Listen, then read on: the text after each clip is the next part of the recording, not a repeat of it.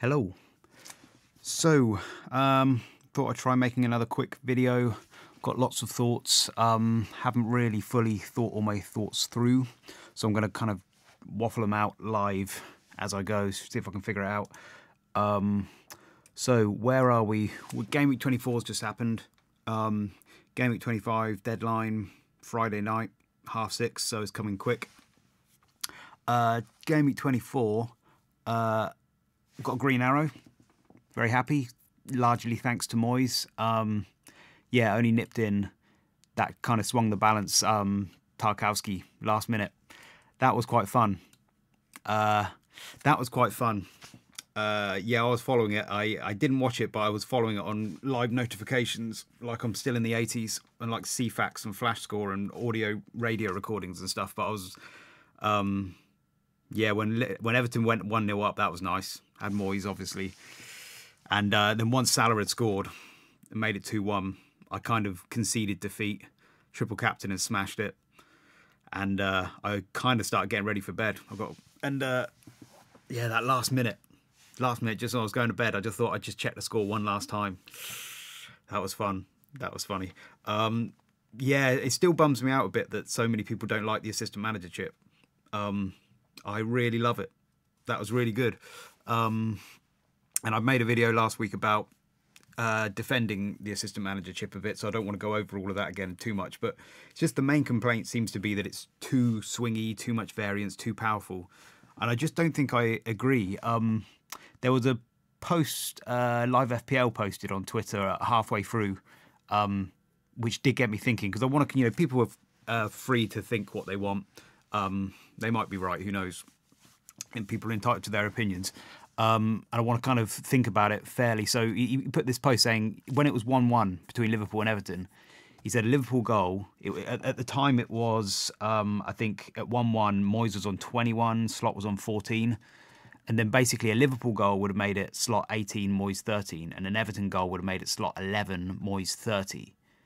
And you look at that and it seems like quite a big swing. So I was looking at it thinking that's 17-point difference there and a 7-point difference there. And people, I've seen a lot of these tweets of like, look how much swing and all this kind of stuff. And it does seem quite a lot. So I was thinking, well, is that a lot? But I still don't think it is that much because, firstly, that's two events. 1-1, you got one goal to Liverpool or one goal to Everton. And if you think of like a goal when a forward scores a goal against your defender or somebody else's forward and wipes out a clean sheet, that can be sometimes about a 12-point swing, 10 to 12 points sometimes. If you've got like a Gabriel and somebody else has got Wissa and Wissa scores in the last 10 minutes, your clean sheet, Gabriel, especially if he's got bonus points, that's 4 points plus a few bonus gone. Wissa gets a goal, maybe he gets a couple of bonus. And that can be up to 10, 12 points swing sometimes. And if you've got two events like that, if I've got Gabriel and Trent and somebody else has got two strikers and it happens twice, that's when you get like a 24-point swing or a 20-point swing and stuff like that. So, and this is two goals. This is what happens in FPL quite often, that you get a goal can have these kind of swings like that. So I don't think seeing a big swing in points like that is that surprising. It's quite natural with the game, quite in line with the rest of the swings you ordinarily get in a game, I think. And also, because of the nature of it being a double, and Everton and Liverpool, whenever you have double game weeks, you're always going to pick teams from the doublers, and the doublers are always going to play against each other. So you're always going to have that kind of little bit of rivalry sometimes. And we should probably be, I was thinking we should probably be quite thankful because in game week 25 and 26, 24 and 25, it's lucky that we even had the option, because if Aston Villa, for instance, hadn't been a table bonus next game week, everybody would be on Slot. There wouldn't even be the competition. Like the stakes in the game were so good.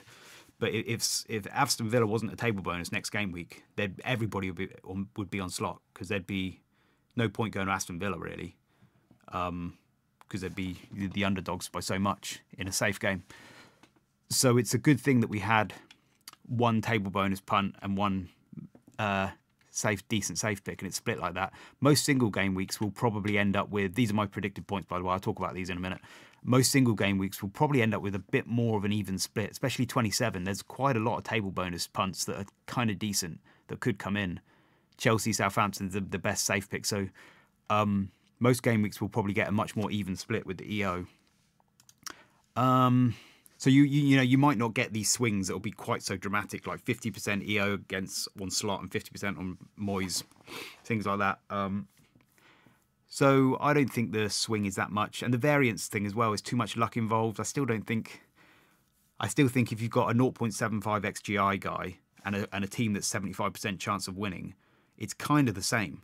For a safe team, 75% chance, 6 points for a win. It's not that far away from a midfielder getting a goal and a bonus point. A draw and assist points are kind of close. It's all round about the same luck, you know. And you look at like the triple cap. I mean, in terms of swings, like the triple captainers, what did Haaland get in game week, whatever it was? Was it 6? I'm going to have a quick look. Was it 6? It wasn't 6. Was it 7? I'm going to be here all day now. I should have checked this out. I can't remember when everybody triple captained Haaland. But it must have been about 6 or 7 points. One last look. Was it 9?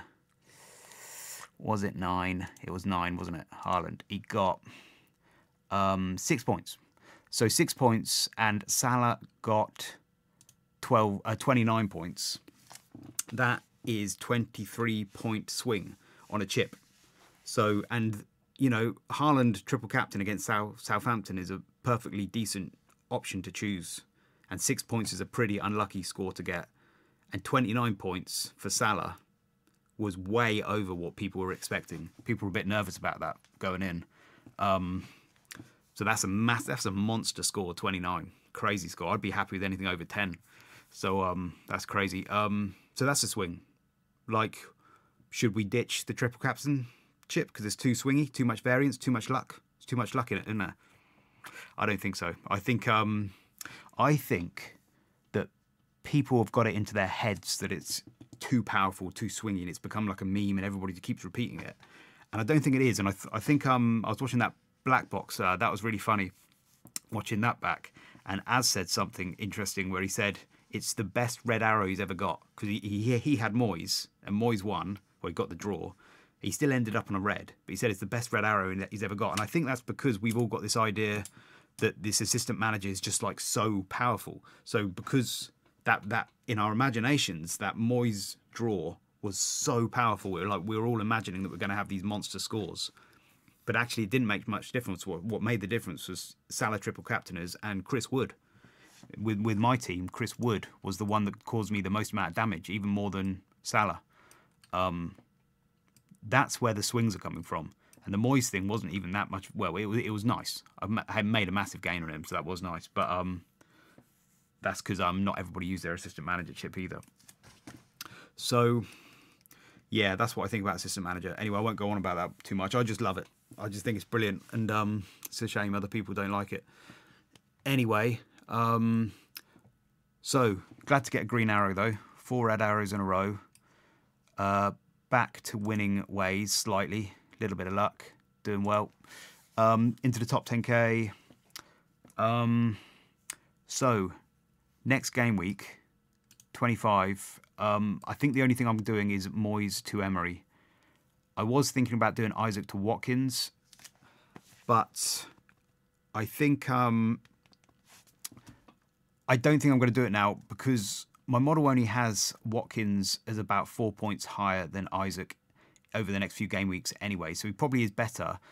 But basically, what's happened? So a lot has happened in the last couple of weeks. A lot has changed. Like, not that long ago, we were thinking that game week 36 was going to be the big double. I was thinking of free hitting in 29, possibly riding through, doing a little mini free hit in 34, and then wild carding 35, bench boost 36, all this kind of stuff. And quite a lot has changed since then. So I'm not leaning towards free hit 29 anymore. The big thing that's changed, one of the things I realised was game week 34 and 33. If 33 is now looking like the bigger double, which I think it is, because there is this sense of proactivity from the reschedulers, and It's still not guaranteed. 36 still could be the bigger double, because originally we all thought that that's how it would be. And the only reason they brought Liverpool, Aston Villa, and possibly Fulham, Tottenham forward was because of Tottenham Europa clashes and things like that. I won't get into all of that again. But so it's not necessarily true that they will bring them all to 33, but I think that's most likely now. It's particularly as long as Tottenham and Man United are still in the Europa League. If they get through the round of 16, then we'll probably see fixtures move to 33. And also, even if, well, yeah, those two being in the Europa League is the most important thing. But then you also have Aston Villa and Man United in the FA Cup. As long as they're still in the FA Cup as well, they're critical pieces in all of this puzzle. Because Aston Villa are the team that would make Game Week 37 blank for Tottenham. And Man United are the team that would make that a blank there.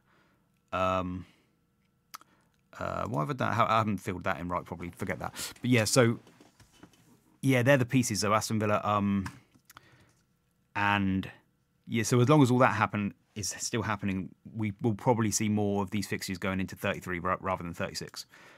And so at the moment, it's looking more likely that 33 will be the double, and then 34 will probably be a blank. It's looking like maybe 3 fixtures rather than 4 fixtures, blank fixtures, because of the fact that Man City and Aston Villa, 2 teams playing each other, it's quite likely that they'll both get through to the semi-final, and therefore that'll only cause 1 blank rather than 2. Same with Man United, Bournemouth. I mean, it's possible if Man United, Bournemouth, Aston Villa, Man City all get to the semi-finals, we'll only have 2 blanks. But when you work out all the odds, I think it's leaning like it's probably going to be more likely 3 blanks, but you never know, you might get 4. Probably 3 doubles in 33. And so, anyway, the point I'm trying to get to, though, is that if you want to have max doublers in 33, most of the teams that double in 33 are going to be blanking in 34. I think other people have talked about this, quite getting obvious now, but and Crystal Palace play Arsenal away in 34 because they might double. Crystal Palace and Newcastle might double in 33 and not blank in 34, but Crystal Palace play Arsenal, so the only team you might be happy to ride through is Newcastle. They could get a double in 33 and then have Ipswich in 34. But even then, that's dependent on them not making the semi-final of the FA Cup, which is they got every chance they'll make it. So now I'm suddenly thinking I need a free hit in 34. Basically, that's a very long-winded way of saying that, and it's kind of locked in. I don't know why I didn't notice that before. I guess just when all the fixtures are still up in the air and there's too much possibility, I couldn't quite nail it down. I was still thinking Liverpool and Aston Villa could go here, and I was still thinking some could go in 36, but now it seems a bit more crystallised. 34, I think, is going to be the best time to free hit, probably. I think I still haven't looked at it in massive detail. You know, Liverpool are going to have fixtures. They're going to be able to, you know, Liverpool got fixtures in 34 now. Arsenal, if Crystal Palace get knocked out, will have fixtures. Chelsea, Everton got fixtures. You know, there might be a team you can build for 34, so you don't necessarily have to free hit in 34. And there probably will be some who have loads of people who are blanking in 29, and so for them it might be better to free hit in 29. But for me, it's not. I've already started ditching players because of the assistant manager. I got rid of Gordon for Dango, and so that was another one. I wasn't going to get rid of Gordon, but I figured Gordon, I'm going to want him back again here. But then I noticed that Dango, he's got good fixtures here and good fixtures here. He's got good fixtures the whole way through, and he's cheaper, and he'll enable me to get Moyes and Emery and whoever I need. So I just thought I'm just going to do it. And so it's worked out now with the free hit 29. I'm not going to have to need that now. So when I get to 29, benching Salah, benching Isaac, I'll probably have about 4 transfers. If I do use one more, I'll have 6 transfers between now and 29. 1 for Moyes to Emery, 1 to Emery to somebody else if I want, possibly. And then there'll be 4 more by the time I get to 29. It's going to be Gakpo, Lewis I'll probably get rid of. And then Munoz, Trent, Rodgers. It's going to be, 2 of these 3 to get rid of. And I need to think about that. So I can get through 29 relatively easily. So that's what I'm thinking. So that's why I'm not getting Watkins. That's why, yeah, that's the roundabout way of saying that's why I'm not getting Watkins, because basically if I do Isaac to Watkins, Watkins is blanking in 29 as well. So effectively it's like a -4 or a blanker in 29. And so I don't think it's worth it. So in the immediate, 25, Moyes to Emery, and that's it. I've got Rodgers. And I'll probably, my team looks all right. I've still got Raul Jimenez, so I can probably bench him. Don't think I have benching headaches, really. Yeah, probably play Gabriel. Won't be playing Mikalenko. So, it's game week 25 looks all right. And then going forward. So, going forward, one of the decisions I've got to make is who to sell. Because these players are all on the chopping block. So not Isaac and Salah, but like Rodgers, Gakpo, Lewis, Trent and Munoz are all potential sells between now and 29. I kind of half want to keep them if I can, because Munoz has got Ipswich in 28 and Liverpool got Southampton in 28. So I'm kind of thinking I want to keep them until 28, then ditch them in 29. But I don't have to. If Trent's got an injury, if it gets worse, I could get rid of him.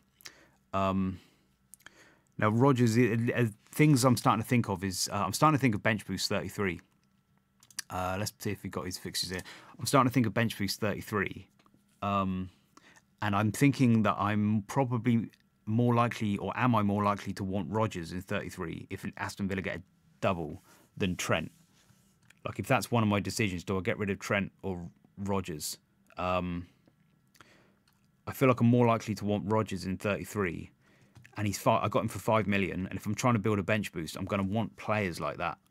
Like Dango and Howson, the cheap players, and then Rodgers as well. Whereas Trent's expensive and he doesn't have a double. He's got Leicester, but it's not a double. So I'm half thinking, is that a reason to get rid of Trent then and keep Rodgers? But I think Rodgers is a tricky one, because in the Premier League he's been playing crap, and in the Champions League and FA Cup he's been starting to play well. I think I'm leaning, things like this, I'm leaning towards keeping Trent and getting rid of Rodgers. And then if I have to take a hit, I'll take a hit or something, or I'll figure it out later. Just because I think Trent is at least 4 points better than Rodgers over this run. If he plays them all. My model has the difference between Trent and Rodgers over this whole run up until about 33 is about 13, 12, 13, 14 points-ish, I think. And even when I adjust Rodgers' numbers to like 0.5 XGI, because he's been doing really bad lately, like, where's my model? He's been doing quite bad lately. I thought I had it set up here. Rodgers. He's right down here. 0.19 XGI over the last 6 game weeks is rubbish. 0.39 for the season. But even when I adjust it to 0.5-ish, it only puts him at about 41 points, and Trent's at about, it says 49 there. I thought he was on 51 something. What have I adjusted? Something's changed there. I can't remember. I'm sure he's on higher than that. 25 to 33. Don't know. But anyway, there was, I think Trent comes out higher. I've adjusted something here, haven't I? Oh, I've just updated the data. So with the Everton-Liverpool game. So maybe his numbers have gone a little bit lower. But anyway, so I've got to make decisions like that. I haven't figured that one out yet, but I may make decisions like that where I keep Trent rather than Rodgers. Similar thing is going to be with Haaland and Salah. Some people might ignore that. Haaland and Salah in some point around here, wildcard 30, 31-ish. Man City are going to have like a nice run and going to have a double game week, and Liverpool aren't going to have doubles. And we're going to be trying to see if we can afford Haaland, and people are going to probably go into him. Is it going to be worth it? And I at the moment, I'm still of the mindset that I would rather keep Salah, even though he hasn't got a double. I'll just keep him and run him through, even though he's got trickier fixtures here as well. That's the way I'm leaning on my first look at it, just because Salah's so much better than Haaland, and Haaland's so much more expensive and not really performing as well as he should. So that's my thinking at the moment with Salah, but we'll get into more details of that as well nearer the time. Yeah, so these are my players that are up for on the chopping block though: Rodgers, Trent, Munoz, Lewis, and Gakpo. And I think I'll just ride it out for now, but we'll figure out who to go to. I mean, my model had Kluivert this game week better than Rodgers, even though Kluivert's only got one game. I'm pretty sure it had something like that. So if somebody's thinking about, do you go for Kluivert or Rodgers this game week? I think you go, there's Kluivert right up there, 9.47. Rodgers there, 7.53. So he's got Kluivert quite a lot higher, but I don't know. It could, maybe the numbers are biased because of his hat-trick recently. I don't know, but yeah, decisions like that, sometimes double game weekers aren't always better. But so I could go to Rodgers to Kluivert now. But anyway, I don't think I'll do that. I think I'll just stick with Rodgers. His double game week feels good. Yeah, so as we go through the next few game weeks, so they'll all be on my chopping block, like Munoz, Trent, Gakpo, Rodgers. If I see opportunities to get rid of Lewis, I will. And I'm thinking of Kluivert and Howson. I'd probably go Howson rather than Kirkes just because he's cheaper, and I think Howson's just as good. And I've got bench boost 33 on my mind. So that is rough things that I'm thinking. Haven't looked too much in detail. One of these game weeks, I think it's 27. There's a bunch of hard games where people play each other. But anyway, we'll deal with that when it comes. So, and then I guess the final thing to think about is a big picture overview. Where are we? We're here at 25, going into a double game week 25. And then, what do I want to talk about? Assistant manager and triple game weeks and things like triple captain. Triple captain, if you haven't used it yet, and you haven't used the assistant manager yet, I'd be inclined to use it on Salah now, 25, and then just use your assistant manager here at 36 towards the end.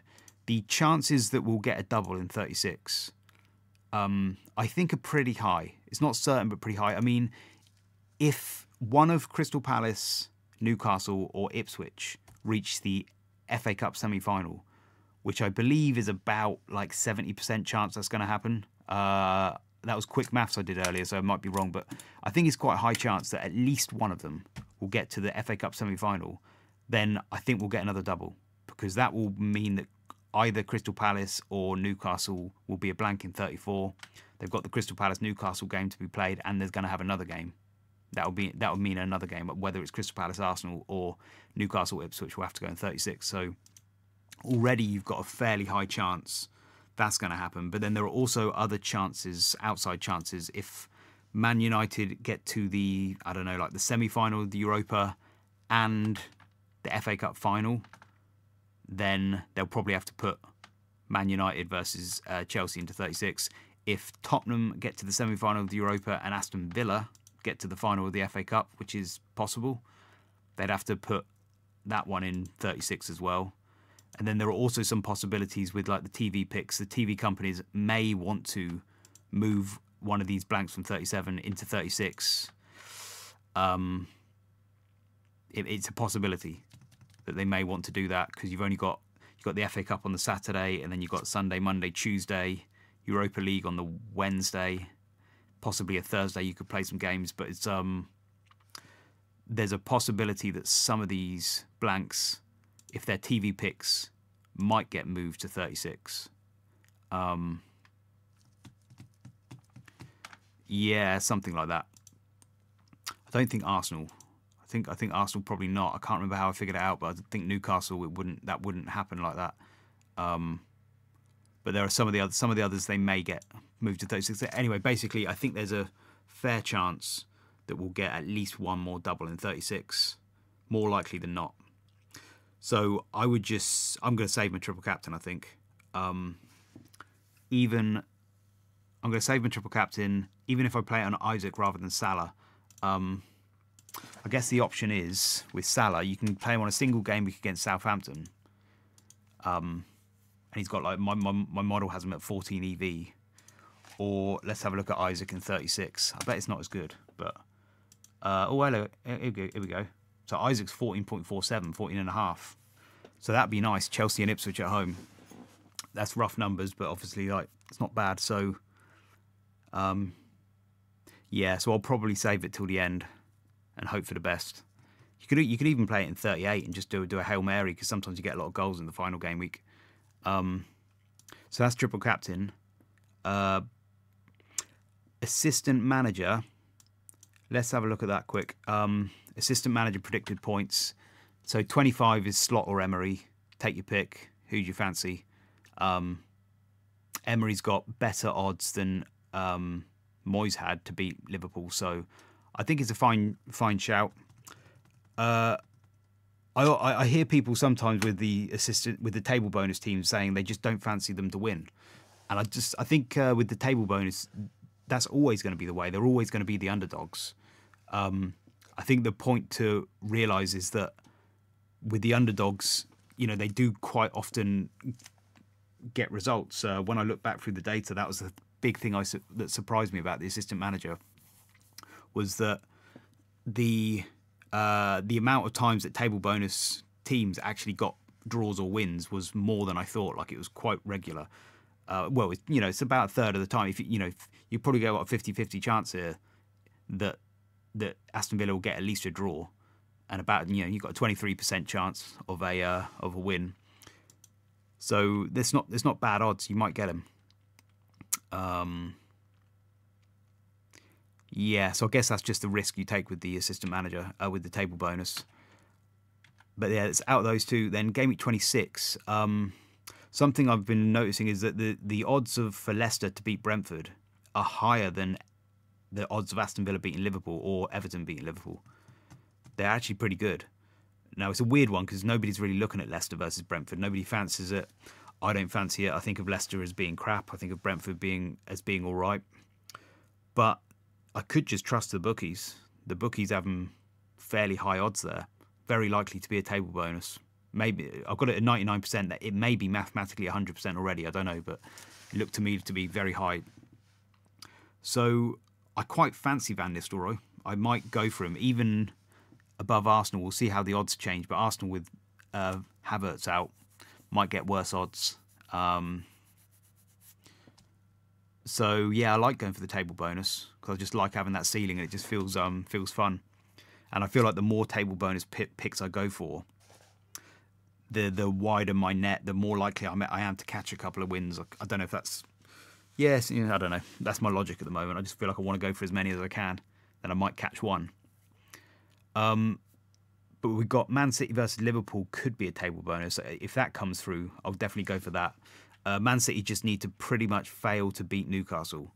And then as long as I think Aston Villa and Bournemouth beat Southampton and Ipswich, then that will probably be a table bonus game. So there's a fairly good chance of that. I mean, I've got it at 35% just by looking at the numbers.